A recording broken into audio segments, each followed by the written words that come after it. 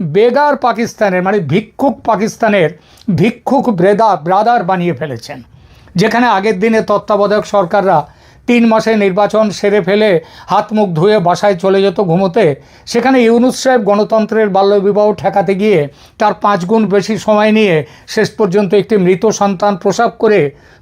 সন্তান প্রসব করে প্রমাণ করলেন যে বিলম্ব করাটাও এক ধরনের সংস্কার, আর মৃত সন্তান প্রসবকেও প্রসব বলা হয়।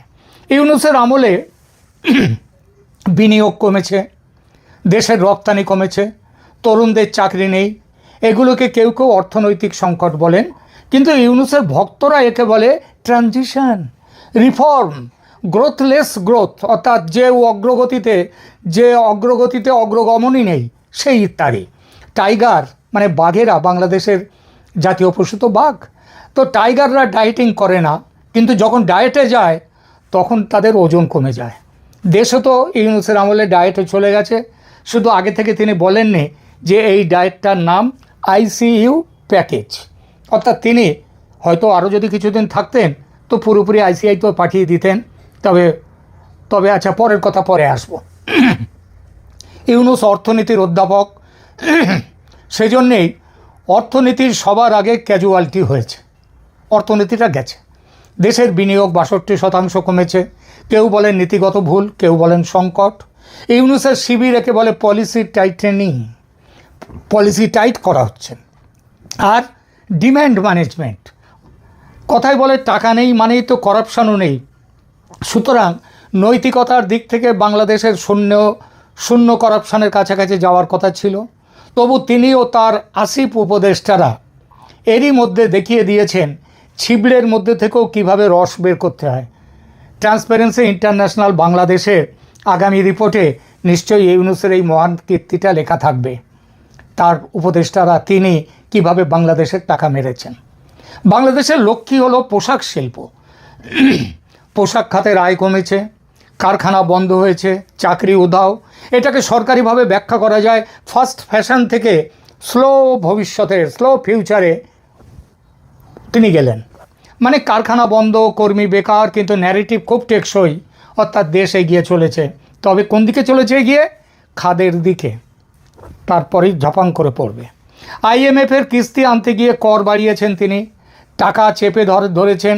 ডলার ভাসাতে গিয়ে বাজার এমন ভাসল যে এখন সবাই সাঁতার জানে, কেউ ডোবে না, শুধু ডুবে যায় মানুষের ক্রয় ক্ষমতা। হাহাকার চারদিকে। ইউনূস না এলে এটা কারো পক্ষে জানা সম্ভব ছিল? এটা তো তার একটা বড় প্রাপ্তি, দেশের মানুষকে দিয়েছেন। আগে ছিল জবলেস গ্রোথ, এখন বিশেষজ্ঞরা বলছেন বাংলাদেশ প্রবেশ করেছে গ্রোথলেস অ্যান্ড জবলেস একেবারে মিলিত যুগে। আর এই যুগের প্রতিষ্ঠাতাকে, এই যুগের প্রতিষ্ঠাতা হিসেবে ইউনূস সাহেব ইতিহাসে নাম লিখিয়ে ফেলেছেন। আইন শৃঙ্খলার কথা না বলাই ভালো।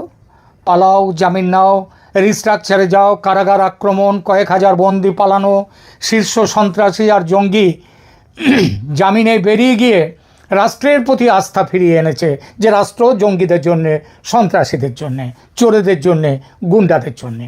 মানুষ বুঝেছে জেলখানা আসলে ওপেন অফিস, দরজা জানালা সব রিফর্মের জন্য খোলা।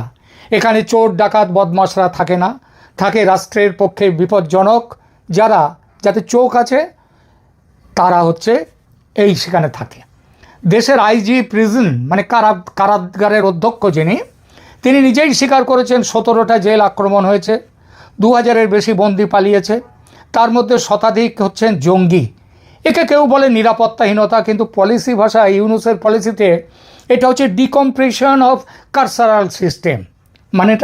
মানে হচ্ছে শেখ হাসিনার অভিশপ্ত জমানা থেকে বেরিয়ে আসা, যে দেশে চোর, মাদক ব্যবসায়ী, ধর্ষক সবাই পালিয়ে যায়, সন্ত্রাসী পালিয়ে যায়, কিংবা জামিনে বেরিয়ে আসে, রিহ্যাবিলিটেশনে যায়, সেখানে আইনের শাসনের নতুন নাম হচ্ছে ইউনুসীয় গভর্নেন্স।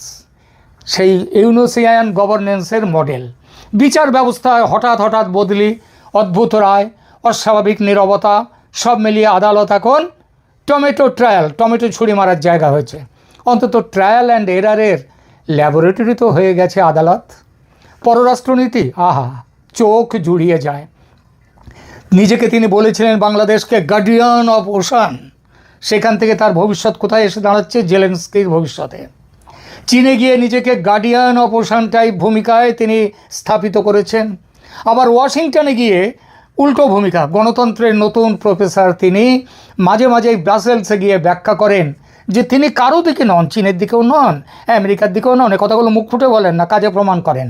সবার কাছে বিক্রি বাটার ব্যবস্থা আছে। তিনি কেবল প্রত্যেক পক্ষের একটা নন অ্যালাইন্ড ভিআইপি।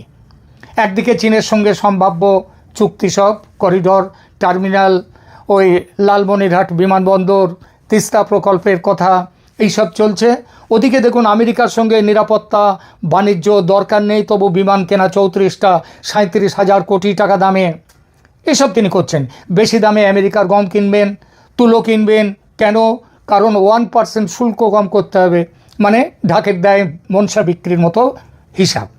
দেশটা ব্যবহার হচ্ছে, কিন্তু ক্রেডিট কার্ডে নাম শুধু একটাই, সেটা হচ্ছে বাংলাদেশ। ধারের বন্যা। আমেরিকার অর্থনীতিটা তো বাঁচাতে হবে, অতএব বাংলাদেশ হয়ে গেল কি ইউনূসের হাতে বলির বকরা। ওয়াশিংটন, লন্ডন, জেনেভা ট্যুরে ইন্টারিম প্রধান উপদেষ্টার রুটিন এই 18 মাসে এমন ছিল, শেষ দিকে 2-3 মাস অবশ্য বেরোননি তেমন, যে এটা তার রুটিন এমন ছিল যে ঢাকাতে তিনি যেন অতিথি, আর বিদেশে তিনি হচ্ছেন গৃহকর্তা। দেশবাসী টিভিতে দেখছে বাংলাদেশ গ্লোবাল স্টেজে, আর পকেটে বাংলাদেশ কি দেখছে? পকেটে লোকাল স্টেজে সেখানে লোডশেডিং, প্রাইস হাইক, দ্রব্যমূল্য বৃদ্ধি, মাল পাওয়া যাচ্ছে না। রোহিঙ্গা ইস্যু, করিডর ইস্যু, সামরিক সমঝোতা, বন্দর লিজ, সব কিছু নিয়ে এমন বড়সড় সিদ্ধান্ত নিয়েছেন ইউনূস, যেন এই সরকার 10-20 বছরের জন্য নির্বাচিত হয়ে এসেছেন। কেবল ছোট একটা ব্যাপার ভুলে গেছেন তিনি, শান্তির এই ঘুঘু পাখি। তিনি নির্বাচিত সরকার প্রধান নন, একটি ষড়যন্ত্রের সরকারের ডাকাত সর্দার। তিনি ডাকাতি করে গদি পেয়েছেন। এই সরকার আসলে কেবল ইন্টারিম কিনা সেটা নিয়ে রাজনৈতিক বিজ্ঞানে আলাদা থিসিস লেখার রসদ দিয়ে গিয়েছেন ঘুঘু ইউনূস। কাজকর্ম দেখে মনে হয় ইন্টারিম শব্দটা শুধু ইংরেজি বানানে লেখা। আচরণে একেবারে ফুল টাইম সরকার তিনি।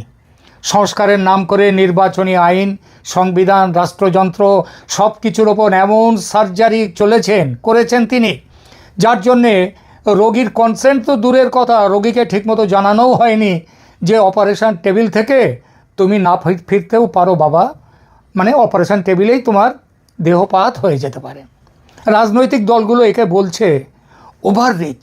সমর্থকরা বলে ওভাররিচ মানে তিনি তার যা ক্ষমতা, তার যা যোগ্যতা, তার যে অধিকার, সেই অধিকারের বাইরে গিয়ে কাজ করা।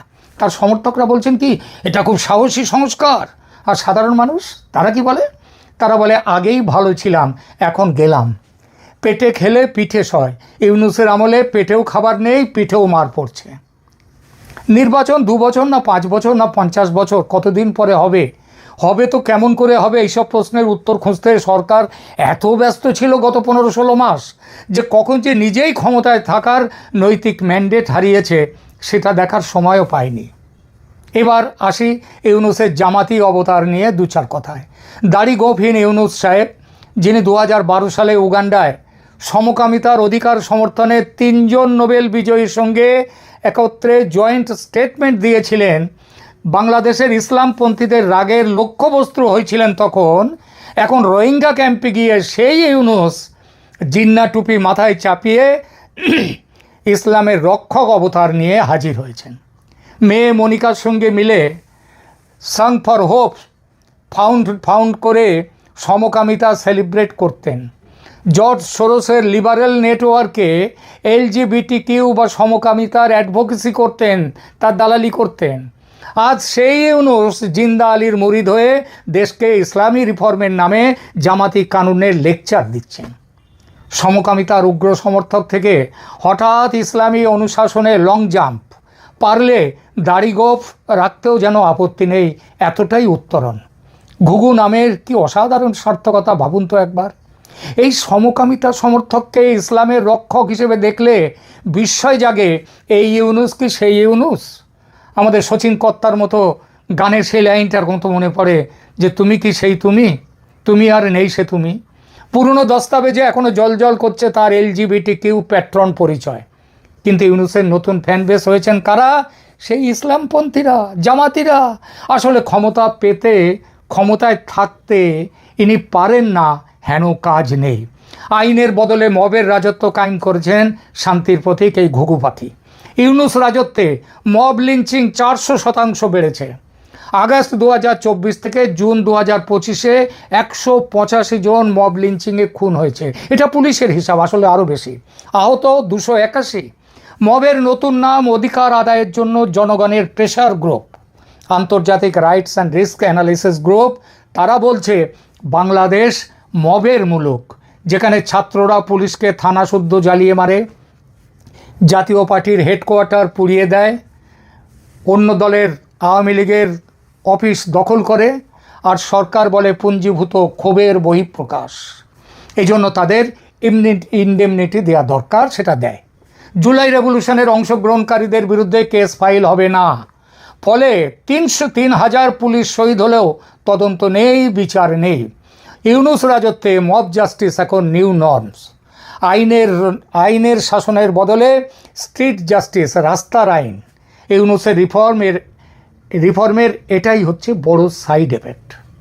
চিফ জাস্টিস ওবায়দুল হাসান ছাত্র মবের চাপে পদত্যাগ করেন, সঙ্গে হাইকোর্ট ও সুপ্রিম কোর্টের 5 শীর্ষ বিচারপতি।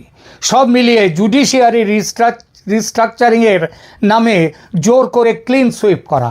পদ ছেড়ে দাও নইলে মজা বুঝবি।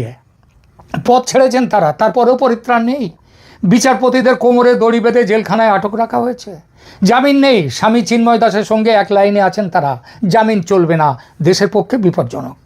ছাত্র লিডার আসিফ মাহমুদ ফেসবুকে কল করে কোর্টে ভিড় জমায়। আইন উপদেষ্টা আসিফ নজরুল রেজিগনেশন লেটার নেওয়ার জন্যে জোর করে সেখানে বসে থাকেন, তিনি নেন সেগুলো। এটাই ঘুঘু ইউনূসের ডেমোক্রেটিক রিফর্ম। সুপ্রিম কোর্টে মিটিং চলাকালীন প্রোটেস্টাররা ঘিরে ফেলে, বিচারপতিরা পদত্যাগ করে। তারপর ইউনূস সরকার নিজের পছন্দ মতো বিচারপতি বসায় সুবিধা মতো রায় পাওয়ার জন্যে। হাসিনার আমলের চেয়ে এই আমল কতটা উন্নত, এটা উত্তর খুঁজতে গেলে হয়রান হতে হবে ইতিহাসকারদের। এই মডেলে আদালত এখন স্টুডেন্ট অ্যাপ্রুভড, যেখানে রুল অফ ল নেই, রুল অফ মব চলে। All credit goes to Mohammad Yunus, ঘুঘু ইউনূস। মাঠে ছাত্ররা, রাস্তায় মানুষ, টিভিতে টকশো, বিদেশে থিঙ্ক ট্যাঙ্ক, সবাই মিলে এখন একটা জিনিস বোঝার চেষ্টা করছে, 18 মাসে যা যা হয়েছে তা কি আগের 15 বছরে হওয়া সেই ভুলের কত গুণ বেশি।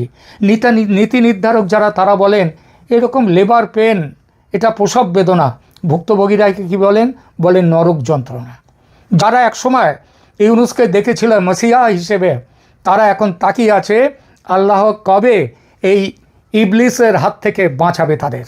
সংস্কারের এই পরীক্ষাগারে আর গিনিপিগ হয়ে থাকতে পারেনি বাংলাদেশের মানুষের কাতর প্রার্থনায় ঘুম ভেঙেছে অবশেষে আল্লাহ তাআলার। হঠাৎই এমন বদল হলো যা অবিশ্বাস্য। তারেক রহমানের বিএনপি দলের এই বিপুল বিজয় প্রমাণ করলো আল্লাহ একেবারে ভুলে যাননি বাংলাদেশের মানুষদের। ইউনূস বিদায় নিয়েছেন, তবে তারেক সরকারের মাথায় কিন্তু কাঁটার মুকুট। যমুনা খালি করে ঘুঘু ইউনূস তার গুলশানের বাড়িতে গেছেন। শুনছি প্যারিসে যাবেন 2-1 দিনের মধ্যে। তারেক সাহেব উঠবেন গেছে যমুনায়। জানি না শান্তি সস্তায়নের কোনো বিধানে তারেক সাহেবের বিশ্বাস আছে কি না। থাকলে একবার যমুনা থেকে জিন তাড়াবার ব্যবস্থা করে তারপর যাবেন সেখানে। ঘুঘু ইউনূসের পালন পোষণে যে জিন বোতল থেকে বেরিয়ে এসে যমুনাতে ঠাঁই নিয়েছে, সেখান থেকে রাজত্ব করেছে সারা দেশ, তাকে তাড়াতে গেলে, আবার বোতলে ভরতে গেলে একটা কৌশলের প্রয়োজন, ফাঁদের প্রয়োজন। আসার কথা এটাই, ঘুঘু যতই চতুর হোক তার উপযুক্ত ফাঁদও কিন্তু আছে, শুধু ফাঁদটা পাতার দরকার। তারেক সাহেব মনে রাখবেন কথাটা। এখানেই থামছি, ধন্যবাদ।